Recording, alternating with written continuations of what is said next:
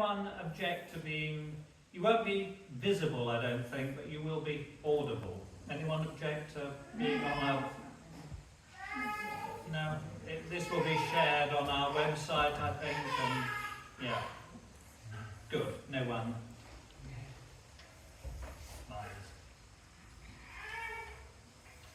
What did I say? Right, so there are 4 traditional Quaker testimonies, which I suppose is as close as Quakers come to having a creed. Values that we subscribe to. And we got the memorandum SPICE, so that's simplicity, peace, integrity, equality, and community in the middle, but I think that's one that's been added more recently. And even more recently, we've added sustainability, which makes it SPICES. So, easy way of remembering it. And the idea is that we're going to have chats about all of them. We've already had peace, and I chose to talk about simplicity because it's the one that gives me most pause for thought and the one I'm most liable to quarrel with. So there'll be a bit of quarrelling in what I have to say. But if I didn't resonate with simplicity, I wouldn't be here, so I must like it really. The first Quakers were Puritans, 17th century Puritans. And when they became Quakers, or developed into being Quakers, they didn't stop being Puritans. And their notion of simplicity included a lot of things which were simply hangovers from 17th century Puritanism. Mostly thou shalt nots, such as a prohibition on music, a prohibition on any kind of art, and a dress code, such that Quakers were readily identifiable on the street. No colours, black, white and grey. Wide awake hats for the men, simple bonnets for the women. And these purely cultural markers of Quakerism took a long time to go away. Probably, I expect they're still hanging on a bit. An early Quaker called Eccles, I think he was Samuel Eccles, who was an accomplished musician and composer, is remembered now for having burnt all his instruments when he became a Quaker. From a 21st century perspective, I think we'd call that rather sad. Yeah.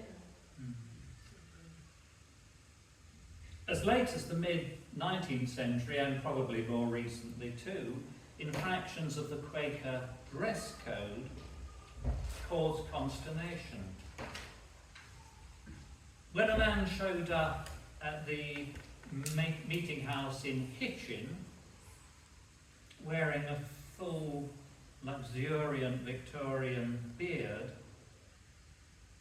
the distinguished elderly friend Samuel Allen, to whom I am related, got up and left. A friend who was going to the meeting met him, all in a tiz, heading for home. "Aren't you going the wrong way, friend?" he asked. And Samuel answered, the beard, I can't be doing with it." However, even at a very early stage, there were friends who could distinguish inessentials from essentials. And this is Margaret Fox, who was earlier Margaret Fell, who married George Fox late in life. This is her in 1700, I think after George Fox's death, speaking about the Quaker dress code. And she says, Christ Jesus bids us consider the lilies, how they grow, in more royalty than Solomon. But contrary to this, we must look at no colours, not make anything that is changeable colours, as the hills are, nor sell them, nor wear them, but we must be all in one dress and one colour. This is a silly, poor gospel. It is more fit for us to be covered with God's eternal Spirit and clothed with his eternal light, which leads us and guides us into righteousness.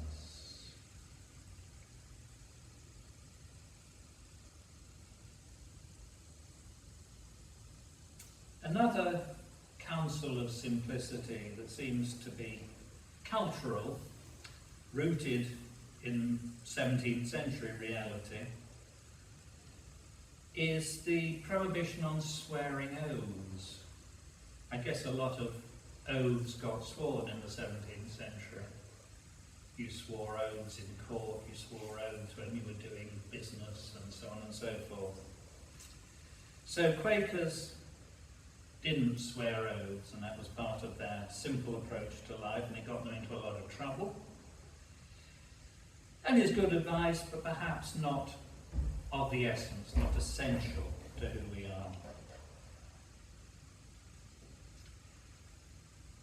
The testimony on simplicity has a lot in common with the commitment to holy poverty, as practiced by the various religious orders.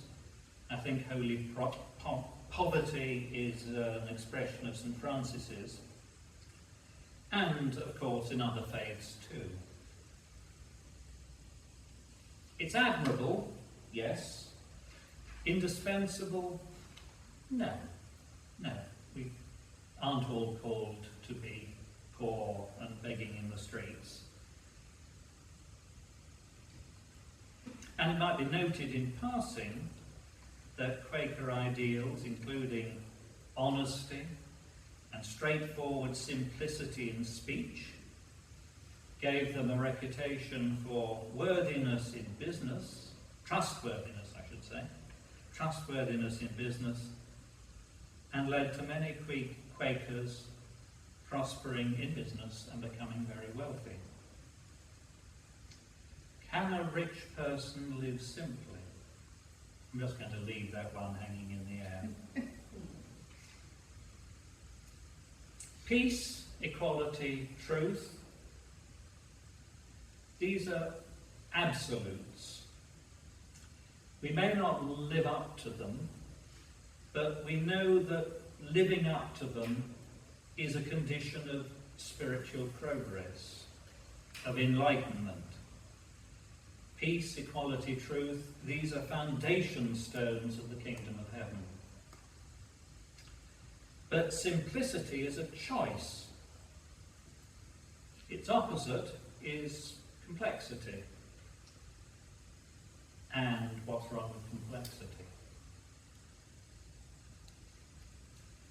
The choice is a matter of temperament, of aesthetics, even of mood. Some of us like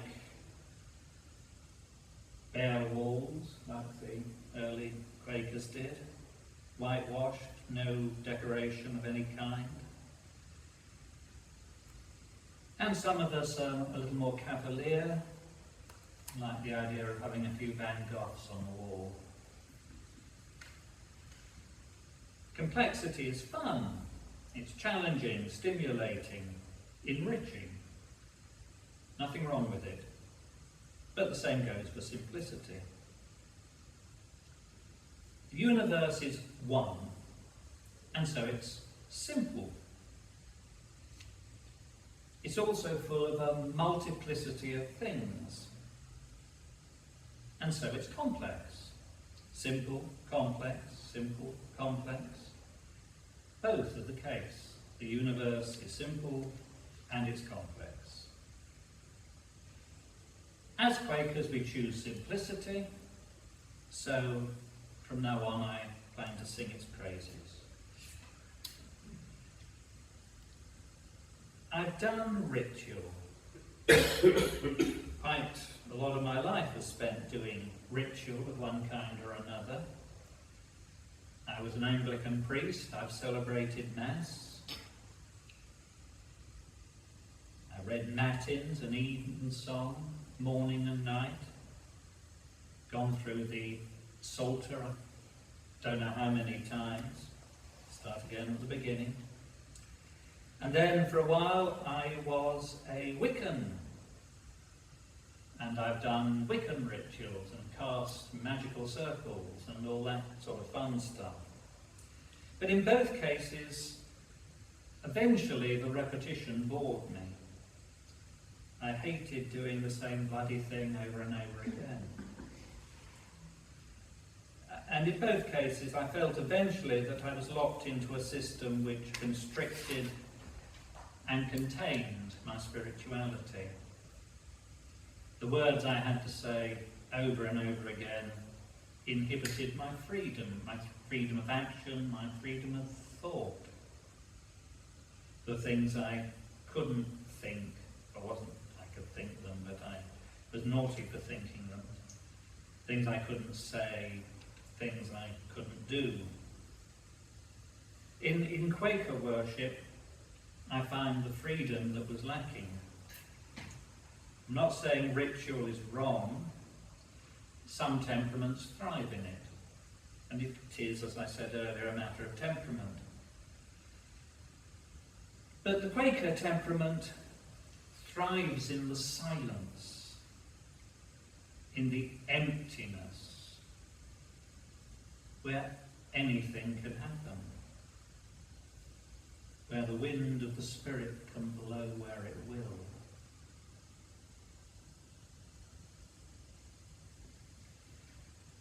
And from there we move to simplicity of teaching.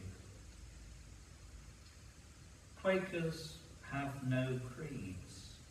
Hallelujah. As a Quaker, you can believe anything and no one's going to jump on you for it, pretty much, I mean. But you can be a Buddhist. You can be a pagan even. You can be someone like Canon Paul Ostreicher. Is he still with us? Famous chap.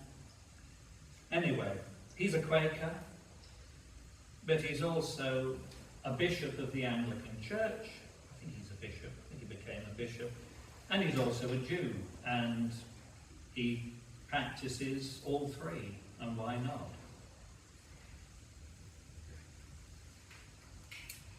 The things we think, the things we believe, are the least important facts about us. I believe that very strongly. Our opinions hardly matter. It's who we are that matters. Creeds divide. What matters is the inner life, the inner light, which burns in all of us. Forget labels, forget factional loyalties. See through all the complications. Love your brothers and sisters for what they are, not for what opinions they may have or whether they vote for the same political party as you or whatever. They are, as you are, divine beings, children of God, who are operating in this physical world, playing dress-up. The costumes they're wearing is not who they are. What they are ultimately is divine. What they ultimately are is love. Quakerism is not of the mind. It's not a thinky thing. It's of the heart.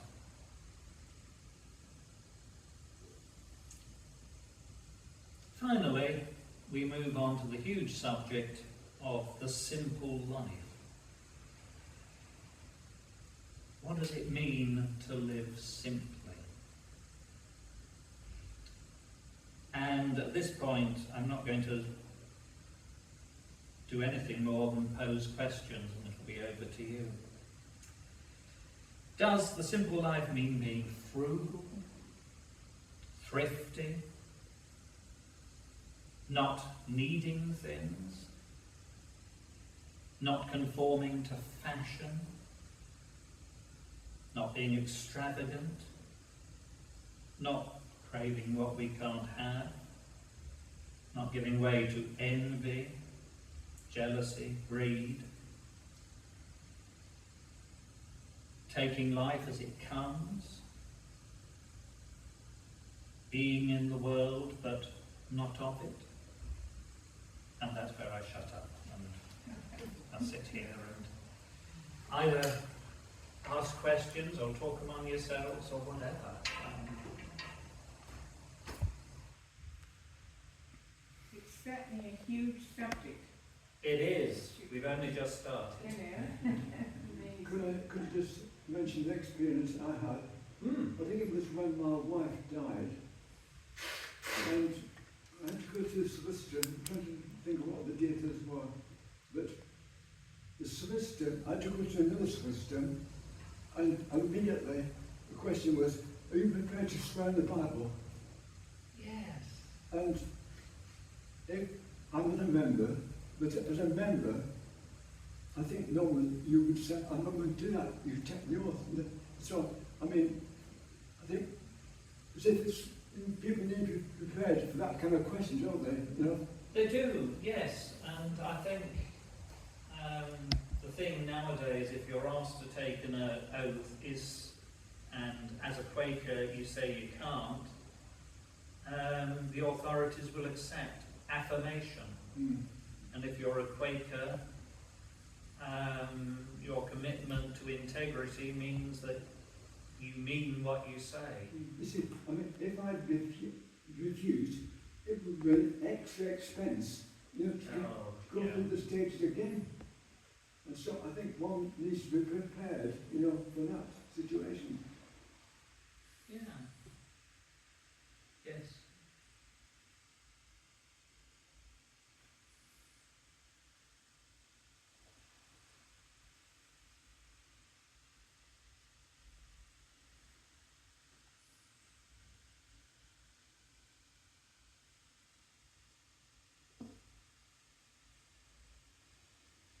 Ideas about the simple life. What does it mean to live simply? I expect every one of us leads different lives, you know. You might think it's simple. I just don't know. Well, that is Based on ourselves. And that especially if you're suddenly alone, you lose your partner and everything, your life is bound to be different. And much more simple in many ways. I partly think that living simply these days is also living in, trying to live in harmony with the planet, with others.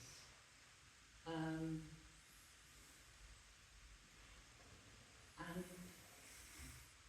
not everybody can do it.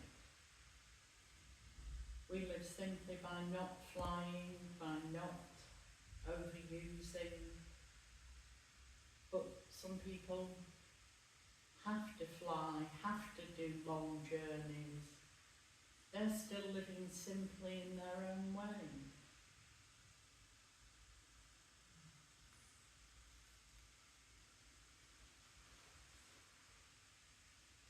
I tend to think that one of the opposites of simplicity is ostentation. There's Yes. something unnecessary about not being simple.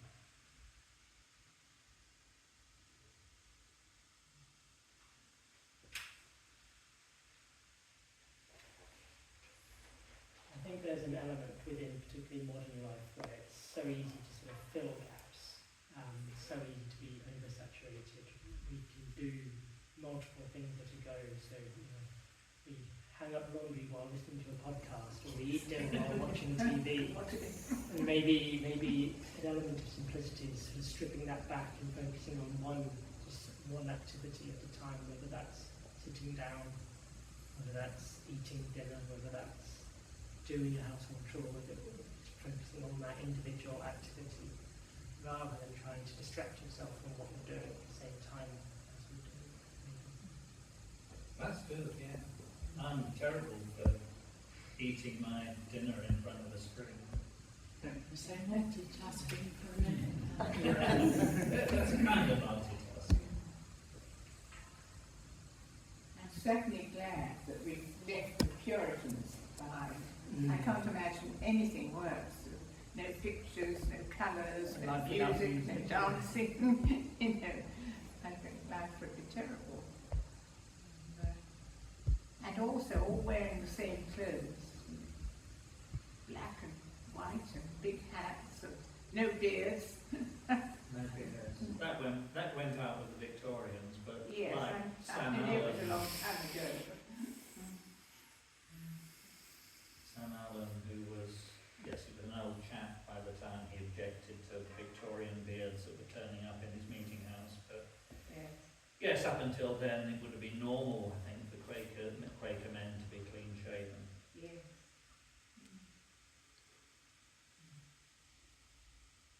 Long hair, though. Long hair they could have. I think so, yes, Yeah. yes. But that was the fashion for Puritans. Well, no, it wasn't so much for Puritans. Puritans did tend to crop their hair, but perhaps that was so they could get those helmets on. I think what Ben said really resonated for me. I think it's something I've been considering very much over the last, probably just the last week, and I've been observing myself and how many times I'm doing not just two things at once, but trying to do three, and I'm not doing any of them well because of that. So I've tried to, for instance, I go on the treadmill each morning, and I've always been watching a YouTube video doing it while I've been doing that. But this week I've just been doing it without listening to anything, and it's been really refreshing, the things that have come through my mind, because my mind's been available for a space, and I suppose it's about focus, really, and the pleasure of focusing on one thing at a time. I think it's also draining to have your attention split between so many things. And isn't that partly what our silent worship is about? Yeah. Removal of external stimulation and after internal stimulation. I find that doing things simply is much harder than doing things complex and complicated. It takes much longer to do something simple than it does to do something complicated. Well, yeah, it's like you can get two things done at once if you go complex, but yeah. And part of the Quaker simplicity was also the decide what God has got to say to you instead of bothering about what He's said to people in the past. I mean, we listen to one another, but then build our own thoughts around it. Keep it simple. I think it's great that we don't have a holy book. We do read the Bible, we may read other creedal texts, but we're not committed to any of them. We will go to them for their wisdom, but they don't tyrannize over us.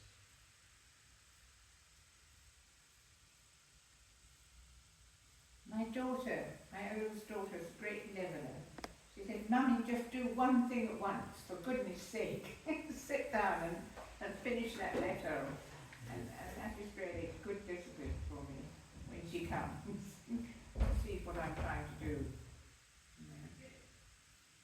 You know, the actor Brian Cox, the two Brian Cox, there's a scientist Brian Cox, and there's the actor Brian Cox. Yes, yeah. And the actor Brian Cox, on one occasion, he was on desert island discs, and when it came to the choice of books at the end to take, he said, I wouldn't take the Bible. He said, I would take In Search of the Miraculous by Ouspensky. Right, yeah. I find it difficult to choose one book. Maybe, yeah. There's complexity for you, lots and lots of books.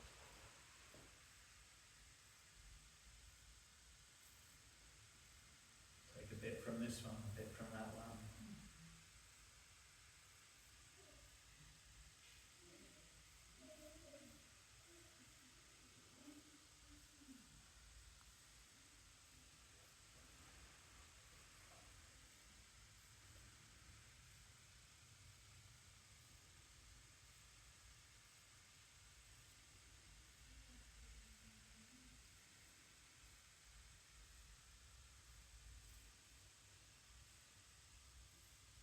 Because I miss poetry a lot.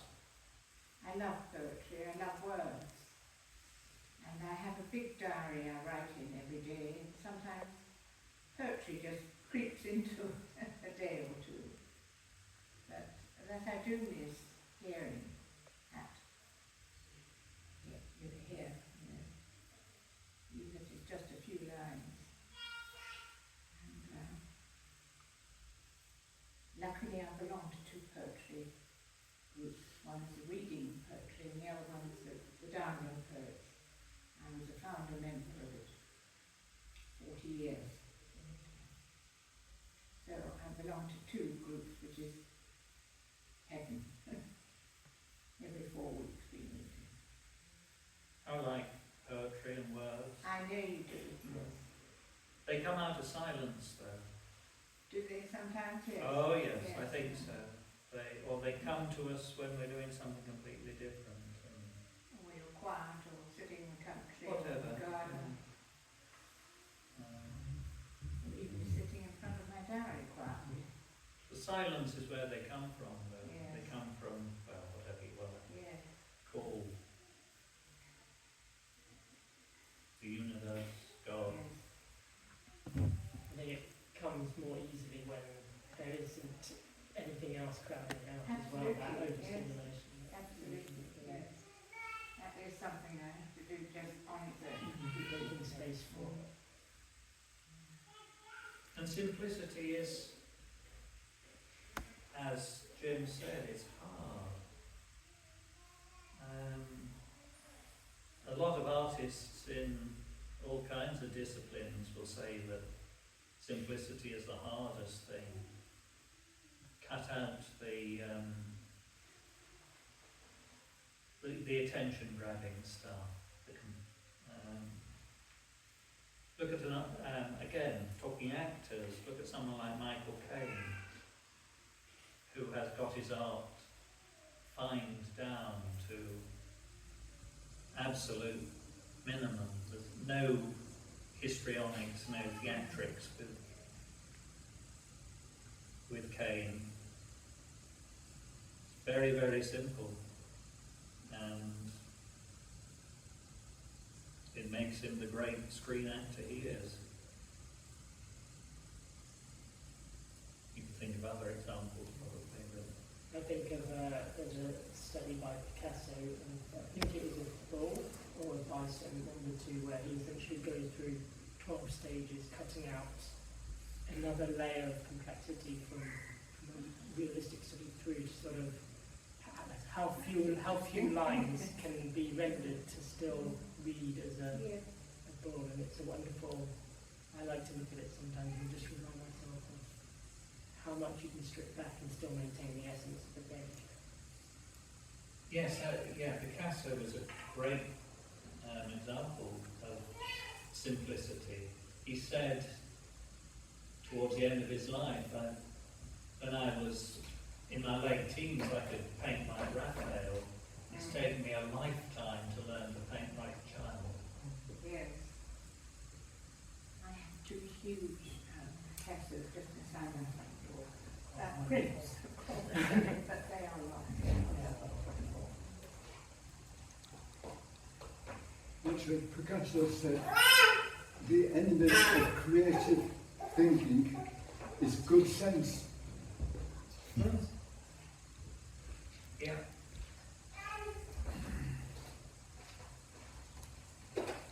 Are great songs invariably simple? If I think of, well, in my lifetime anyway, Lennon and McCartney, their songs were actually, when you actually got a chance to read them, were very simple. The storyline, such as it was always simple. Baby Shark. That's very Yes, that's another thing we haven't touched on, and that's music. It can Oh, be we've simple, just done and that, it's, yes. you know, Yeah. music is wonderful, and I love jazz. Is it 7 notes or 8 notes to music? But they managed to make so much out of it. Is it A to G or something? Yeah. Just keeps going round and round and round. Yes, A to G. So we recognise simplicity all around us, but what does the testimony make us do that's different? Yeah. Makes us think. What do we do? We're a doing organisation.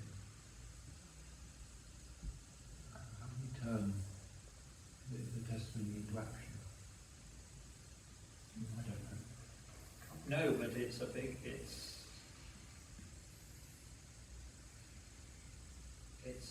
question, isn't it? Perhaps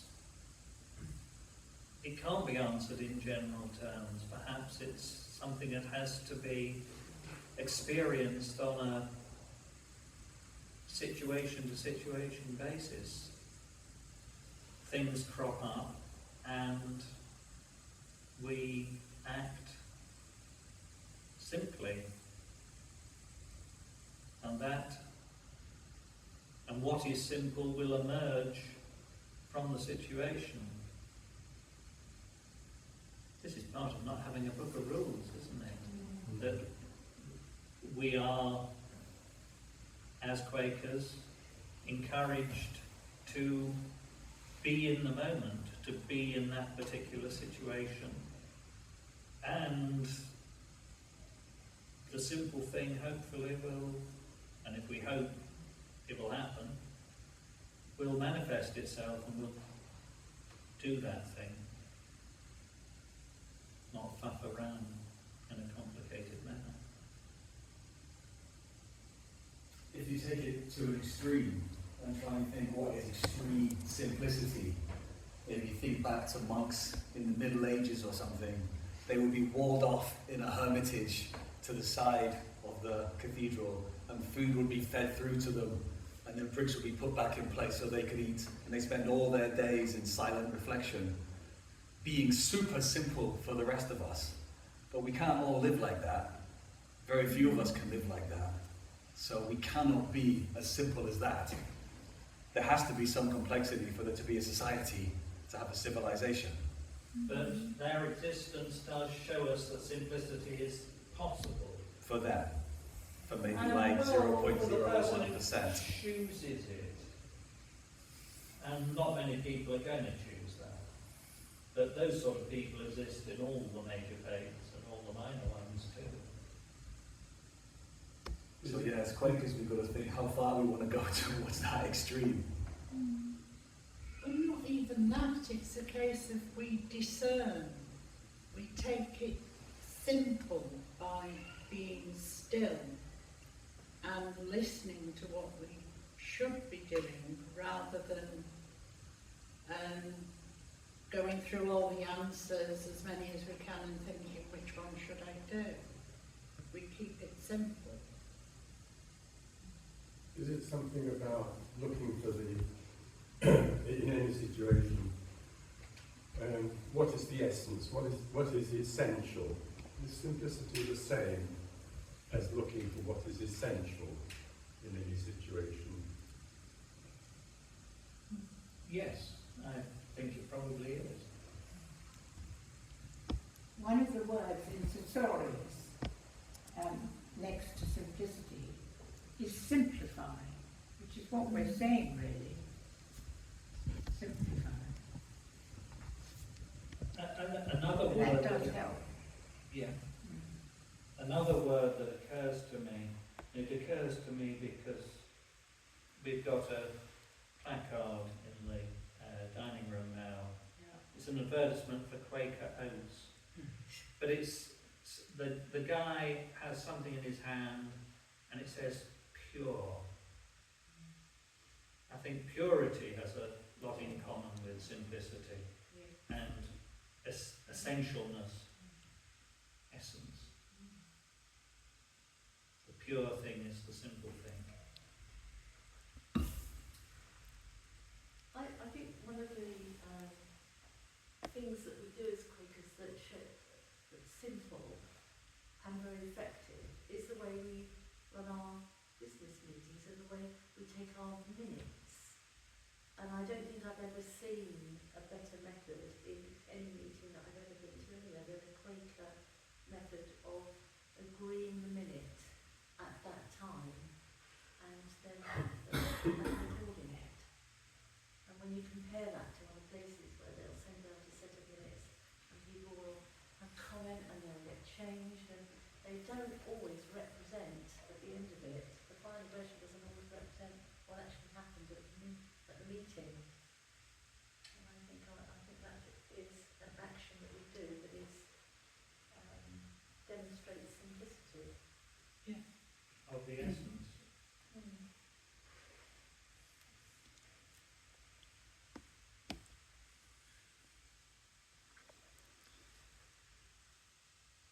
Is simplicity the destination that we all head for, rather than where we actually arrive?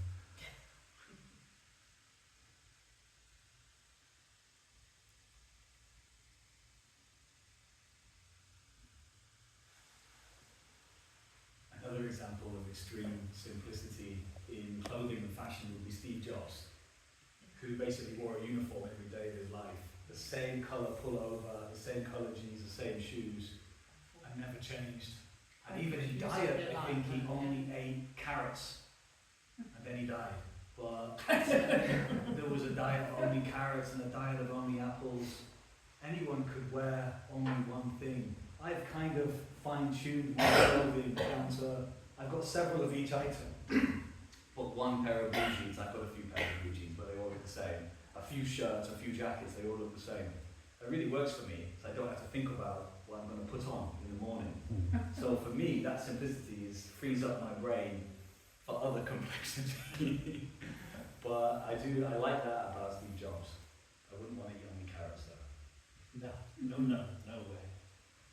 I think there is an element there, though, of course, of that removal of sort of choices and decisions, and I mean, there's a well-studied sort of example of decision fatigue, and the human brain can only essentially process so many decisions in a day, and so removing the number of decisions or choices that one needs to make frees sort of that mental energy for potentially more sort of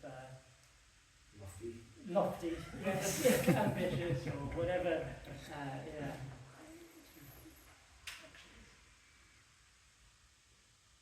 I like making choices.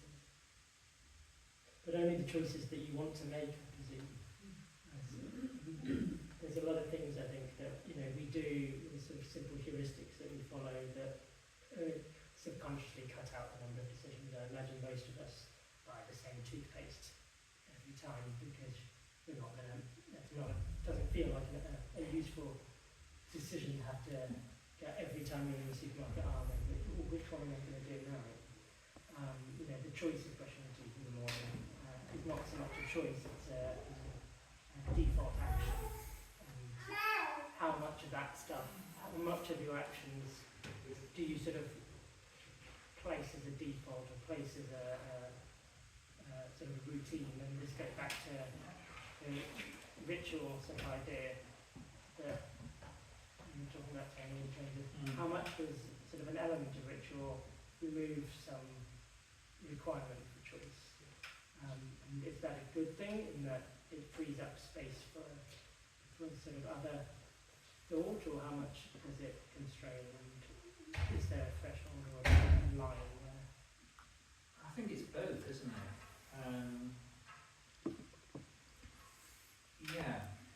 It can.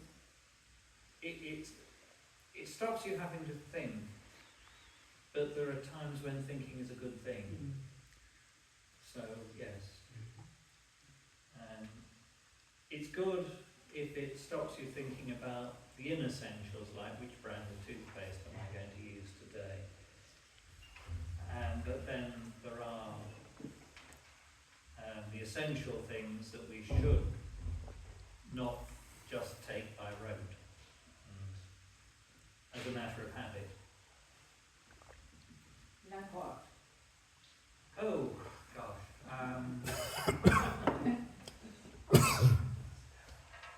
Well,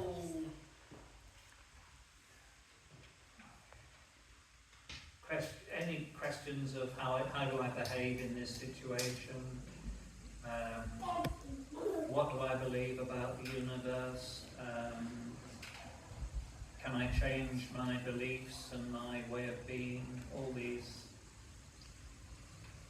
Yeah, because ritual militates against change, and being alive is about changing.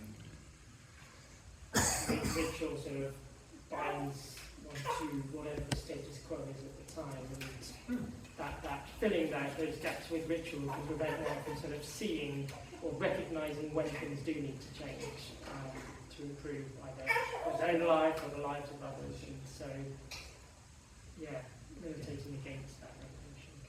Like putting off a phone call, which is usually like talking to a Dalek, and saying, well, I'll do it tomorrow, save my anger. One meaning of simple that we haven't, I think, touched on is the meaning that is conveyed by the idea of Simple Simon, and the tradition of the holy fool, the person who is really on the edges of society, who is not constrained by any kind of convention, whose simplicity cuts through everything, who has no respect for hierarchy, perhaps because he or she doesn't understand it or see the need for it, who has no respect for authority because, or only if that authority is earned. The person who is silly, and the word silly is one of those double-edged words. It originally meant something like wise, has come to mean sort of Monty Python, but maybe there is wisdom in Monty Python. And the Russian tradition of the holy fool, the guy who wanders around from place to place and trusts that he or she will find shelter for the night and people to feed them, and a bit like the person who's walled up in the anchorites place more mobile.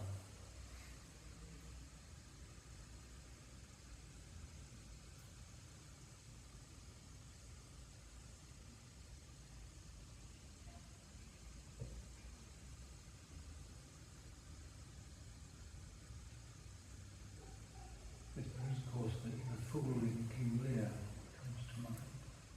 Oh, absolutely, yes.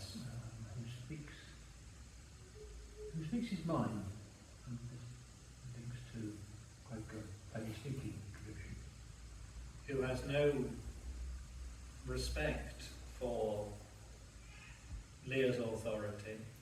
He's a licensed fool. Or the status of anyone else in that court. And who speaks sort of nonsense but gets to the point. He is wise. He's wiser than anyone else in the play.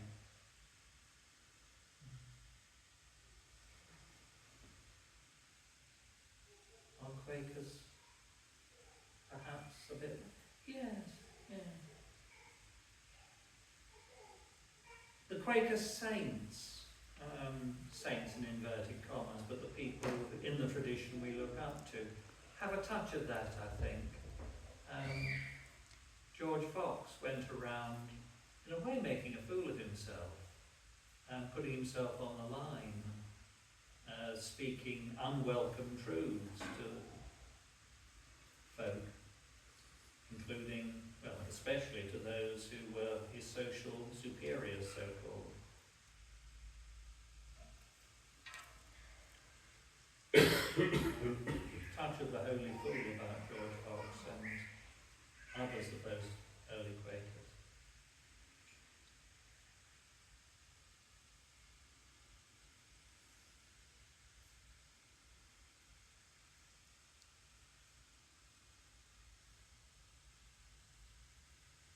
We've done over 50 minutes.